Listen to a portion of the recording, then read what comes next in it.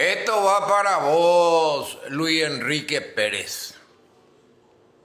Estuve escuchando cómo lo trataste a ese pobre chico. Y yo creo que vos, Luis Enrique Pérez, tenés el culo sucio.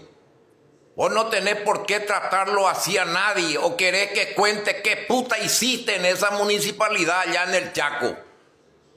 Vos sos el periodista deportivo más peligroso de esta querida, sufrida y fundida república.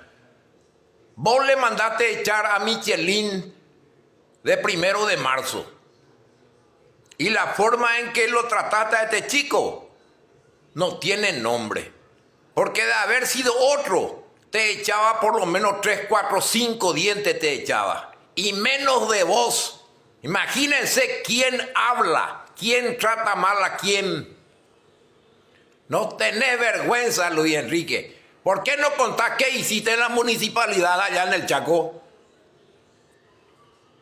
Bandido.